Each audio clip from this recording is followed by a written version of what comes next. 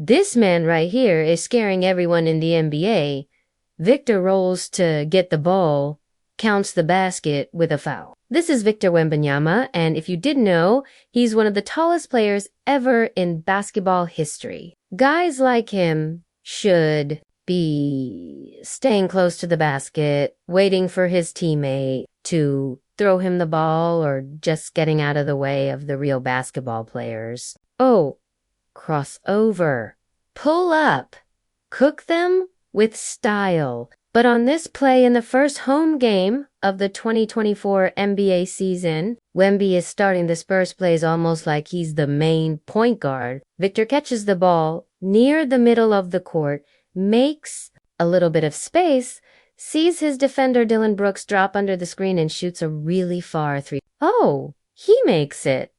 This is crazy. Since when do 7'4" centers shoot super long three-pointers like they're Steph Curry? Are we seeing what basketball will look like in the future right now? How good can Victor Wembanyama be this year? Actually, we know he's still learning and getting better, but are we talking about being the best player in the whole league? When you talk about a guy who will probably be the best player on both offense and defense in the next 2 years, he's already once-in-a-lifetime special. I have a rule that I don't put any limits on how good Victor Wembanyama can be. Now, the NBA reporters want you to believe all the excitement, but I want to know what's really true. So we're going to find out what's really happening in San Antonio with Wemby, with Chris Paul, and the Spurs' smart plan to take over the NBA. Let's be honest. Last year, the Spurs' plan with Victor Wembanyama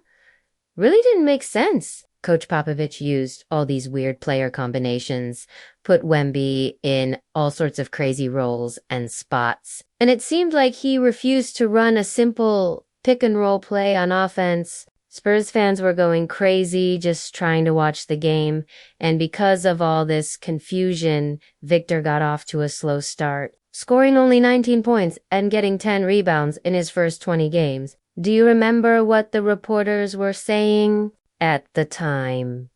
There was a lot of mean criticism of Victor. He's too skinny, he's not consistent, or Shaq always comparing Victor to another player. Going down that road again, saying the other guy is better because his team had a better record. You said, I give awards to teams, not individual players. Charles Barkley said exactly what you said when Wembanyama handled this pressure really well. And when you watch his interviews, you can see that this kid has the special thing inside him. I'm not disappointed, but I'm like that's it. That fighting spirit that made Michael Jordan try for greatness or created the Mamba mentality. Here's Wembanyama answering a question about what surprised him or what he knew he had over everyone else in the NBA. Now I'd be the competitiveness. It's sometimes hard to realize this is already the highest level basketball apart from playoffs, obviously. Nowhere near, but on the right path, to becoming one of the greats. I love this way of thinking. And it's why I started creating the Champions Blueprint, a program designed to take you from wasted talent to peak performance in 30 days. You can start by taking the free mental toughness test. Not only will you instantly see where you rank, you'll get 3 tips to unlock your peak performance today. Try it yourself by clicking the link in the comments. So after the All-Star break, the Spurs changed their plan. They put Wembanyama with a more regular point guard in Trey Jones. Victor finished the season averaging 21 points, 10 rebounds, 3 assists, and 3 blocks, winning Rookie of the Year and finishing second for Defensive Player of the Year. Plus, the Spurs scored 5.2 more points per 100 times. They had the ball when Wembanyama and Jones played together. Having a real point guard around Victor changed everything, and suddenly the Spurs had their plan for success. Jones went beyond, on the move. Oh, so in the summer, the Spurs signed one of the best regular point guards of all time, Chris Paul. Hopefully so. 12-time All-Star Chris Paul joining the winner of Rookie of the Year Victor Wembanyama in San Antonio. Now, we all know CP3 has a history of making players around him much better, whether it was when he was taking the Hornets to the playoffs for the first time in years for his short time in Oklahoma City, Houston, and Golden State, or most famously turning the Clippers into Lob City. Here comes Griffin's ball! The alley-oop to Griffin! The here-out Griffin! This summer, the reporters were excited about the possibility of the alien playing alongside the point guard. And right away we saw flashes of their connection in the preseason. On one of their first pick-and-roll plays, they do this pass. The first one puts a foul, and in the San Antonio home opener, we saw more lobs and dunks like this one off of a fast break. Paul Wemby, pass up, or this one here in a regular 1-on-5 pick and roll. Alley-oop? Again, one count. Absolutely. This is impossible to stop when you have a guard with vision like CP3 and a really mobile center standing at 7 foot -4. But weirdly, the Spurs haven't decided on this being their game plan or totally stopped their crazy experiments with Victor. So far in the first few games, we saw Victor playing at almost every position on the court. Here he is at center catching the ball in the low post, making a strong dribble toward the paint before hitting Derek Lively with a drop step for an easy up and underscore. Two great young players and scooping it home as Wemby. Here he is playing point guard, taking Klay Thompson to the right, only to stop quickly and hit a smooth fadeaway jump shot. Klay can only throw his hands up in the air after a shot like that. Then in the next game, we see him go off with flashy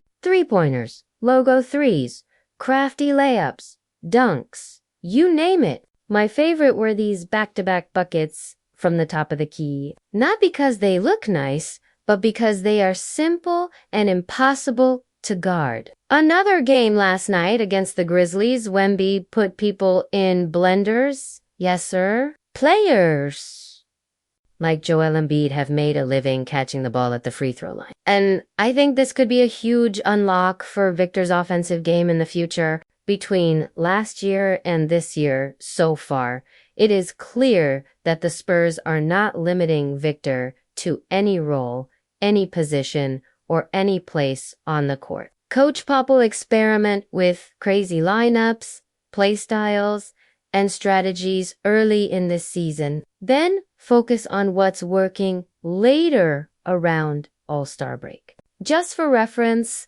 Wembanyama is already averaging more three-point attempts per game, and it's a small point, but Basketball Reference now lists him as a power forward instead of a center, just taking shots in rhythm.